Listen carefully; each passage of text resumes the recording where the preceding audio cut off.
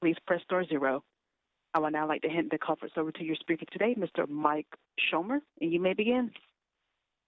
Thank you, and thank you to everyone for joining us for the COVID-19 daily media call for May 14th. Governor Walz is not on today's call. We will start with the situation report from Commissioner Malcolm. Following that, we'll hear an update from MDH Infectious Disease Director Chris Erzman. After that, we'll hear from State Epidemiologist Dr. Ruth Linfield, and then from Homeland Security and Emergency Management Director Joe Kelly. After those updates, we'll open it up for questions from reporters on the line.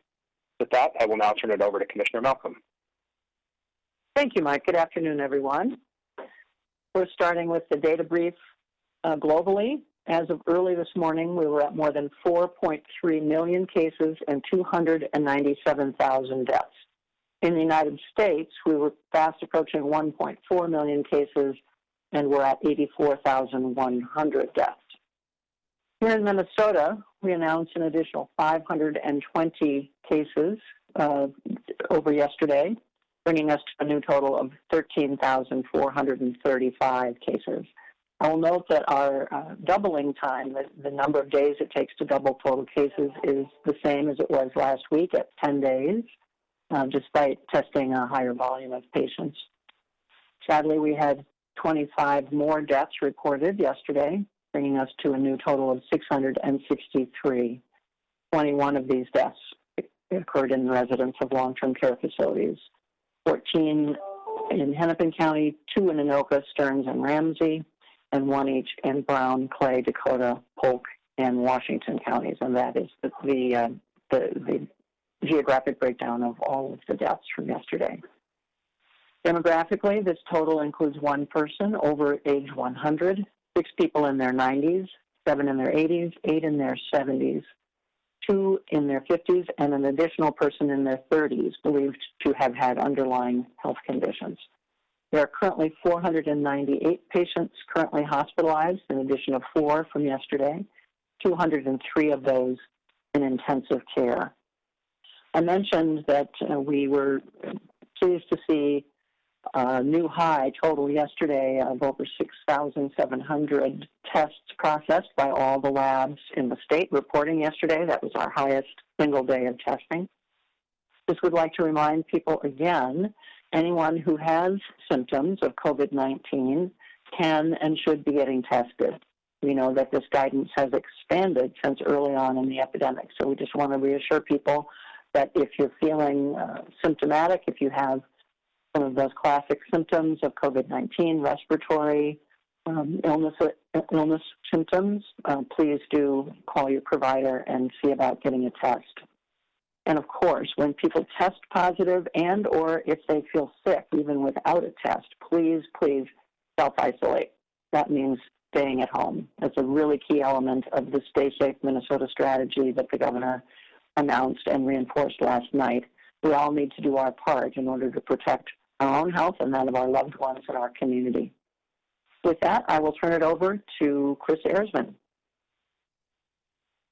Thank you, Commissioner. I just have 2 pieces of good news to share. As the Commissioner indicated, we have had an increase in the number of individuals tested, and I'd just like to report that we reached our own internal milestone yesterday when we completed 650 case interviews in a single day.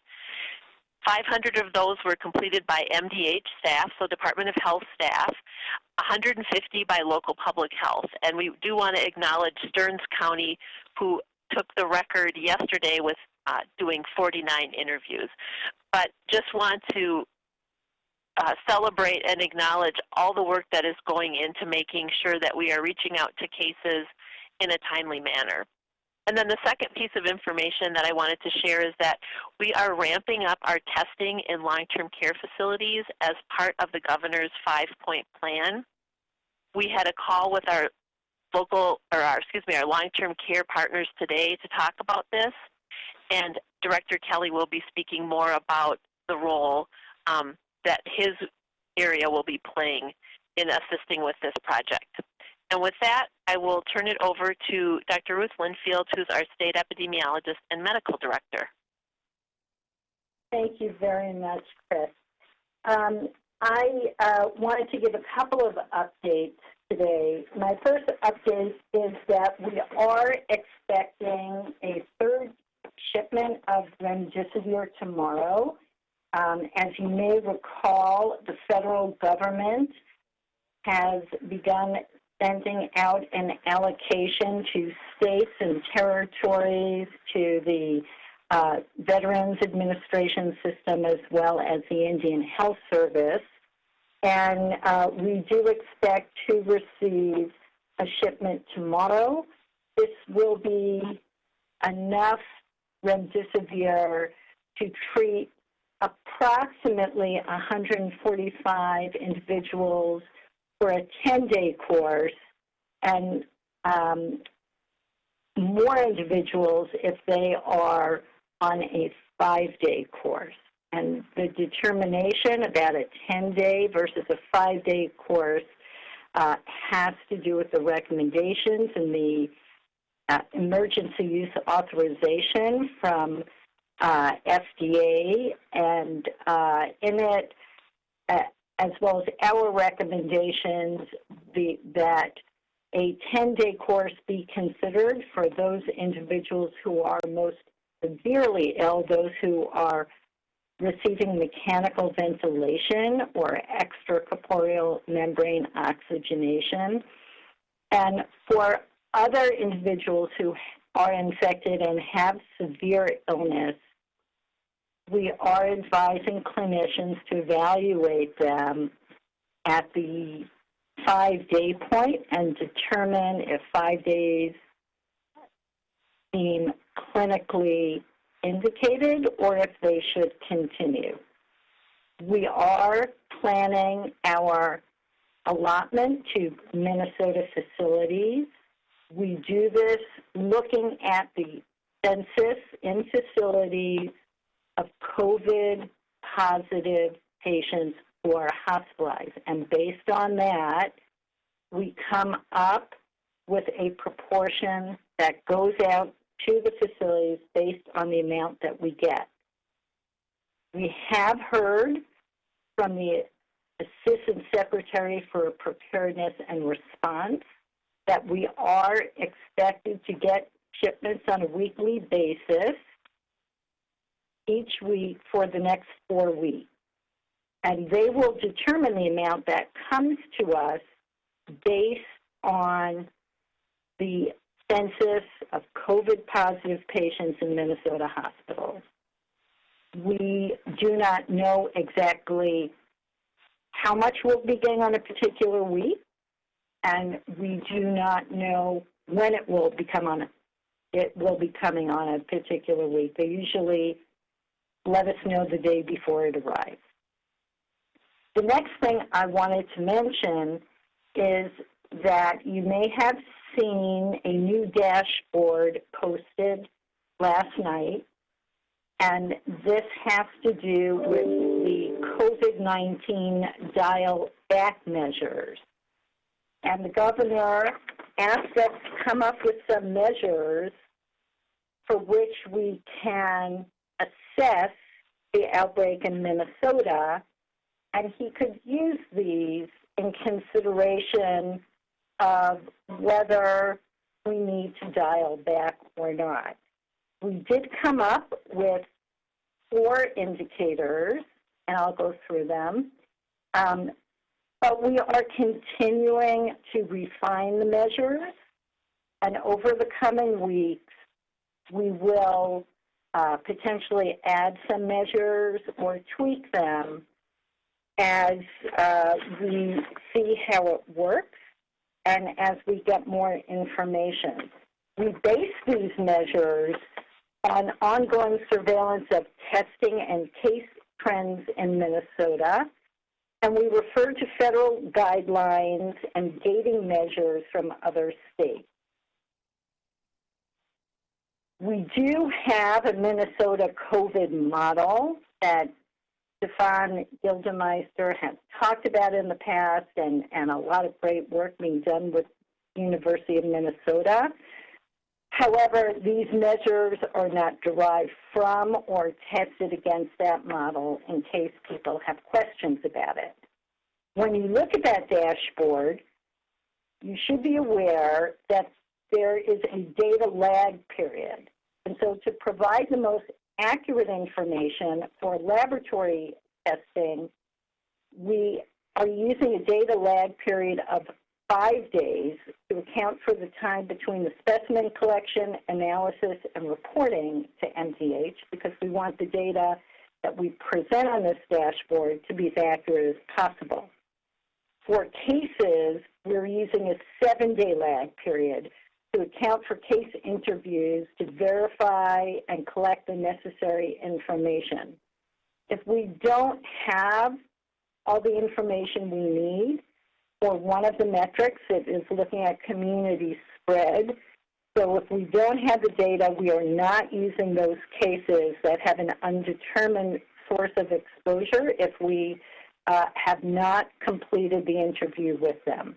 And we will be adding in additional data as we get them. So you may see some fluctuations, and I want to explain why that was. So here are our indicators. The first one is the proportion of tests that are positive. And so a positivity rate of 15% or more on average over 7 days, or a daily percent positive that increases 5 percentage points over 14 days is of concern. Currently, we are at a 14% average rate, and we have decreased 7 percentage points. We also have a measure to look at PCR testing capacity. And the current threshold, and this may change, is if PCR testing capacity drops below 5,000 daily tests on average over 7 days. And currently, as you have heard from Commissioner Malcolm, we certainly have exceeded that. We have had a 7,791 average daily supply capacity on hand. And this is, we assess this on a daily basis, but we take an average in order to smooth out some differences. Another measure is the case doubling time, and Commissioner Malcolm had shared those data as well. This is the days for a number of new confirmed cases to double, and whether it is on average a rate of 5 days or faster over a 14-day period. We are currently at an approximate 9.5-day case doubling time. And our last measure, and unfortunately this is the measure for which we have not met our goal, and that is community spread without known contacts. And so this gives us a sense of whether there is more widespread transmission in our Minnesota community. And the threshold for that is the percent of unknown contacts for a case is above 30% on average over 7 days, or if the rate climbs more than 5 points in 14 days. Currently, 36% of our cases have no known contact, and our rate has increased 16 percentage points. So of the measures I've described, this is the one that has not met our goal. The other measures that we are going to look at, I alluded to this, so just to give you a sense, we are also interested in looking at hospitalization rate and ICU rate. We are also interested in looking at cases among healthcare workers, personal protective equipment supplies on hand, trends in COVID-like illness, and the COVID-related death rate. is taking us a little bit of time to develop the goals, but please look out as we do expect to have some additional measures on this dashboard so people can follow along with us the data that we are collecting and able to assess. Thank you. I will now introduce Joe Kelly, who is the Homeland Security and Emergency Management Director from the Department of Safety. Well, thank you, Ruth, and good afternoon, Minnesota. As we ramp up the testing effort, including the special focus on long-term care facilities, Governor Walz activated some soldiers and airmen of the Minnesota Army and Air National Guard to support those operations. And this morning, 20 members of the Guard reported for duty to receive mission orientation. They got some training. They were issued some personal protective equipment and validated on the task of performing the collection of the COVID-19 test samples that we all now know as the nasopharyngeal swab. Now, some people might get nervous at the thought of soldiers conducting these tests, but please rest assured we didn't ask the Guard to send just any soldiers like infantrymen or tank mechanics for this mission. The military members that make up these teams are trained medics. In the Army, we refer to them as combat medics or healthcare specialists. The Air Force knows them as aerospace medical service specialists. In both cases, they complete about 4 months of skills training on patient care and treatment techniques, as well as emergency medical procedures. They are also required to earn certification as nationally registered basic emergency medical technicians, or EMTs. And on the civilian side, many of them work at clinical jobs, at hospitals, clinics, and other healthcare facilities. So the bottom line is, if you are being tested by a National Guard member, you can relax and be confident that you are in good and caring hands. The Minnesota National Guard is one of our most capable and trusted partners during disasters and emergencies. That force of 13,000 people, led by Minnesota's Adjutant General, Major General John Jensen, are skilled and experienced in a wide range of specialties. They have great first-line leaders and are self-supporting. And remember, Guard members are citizen soldiers and airmen. When we mobilize them for state service, we take them away from their civilian employees and their employers, and their families. And that's why we are always careful to make sure they are the last in and first out of operations. The Guard provides a surge capability and helps us bridge gaps. We often call on them to fill a breach when we need time to bring in other solutions. And these mobile COVID-19 testing teams are a perfect example of their value to our state. We will employ them during this testing surge and then release them when we can meet the demand with other options. Today there are about 120 Minnesota National Guard members on duty, including these 20 testers for the coronavirus response. And again, please keep in mind that many of our Guard soldiers and airmen are also preparing for major training events and operational deployments overseas. We are asking an awful lot of them right now, as well as a lot of their families and their employers. Winston Churchill first coined the accolade "twice a citizen" as a measure of the value of Guard and Reserve members who serve our interests in both civilian and military capacities. So I hope we fully appreciate the dual service of these men and women and remain grateful for what they have done for our state and nation in the past, what they're doing currently, and what they've committed to do in the future. So with that, I'll turn things back to Mike for Q&A. Thank you. Thank you, Director Kelly. We'll open it up for questions now, and as we do, we'll ask reporters to limit questions to one primary and one on-topic follow-up, and that you limit the number of questions from each outlet so we can get to as many as possible. With that, operator, we are ready to take questions.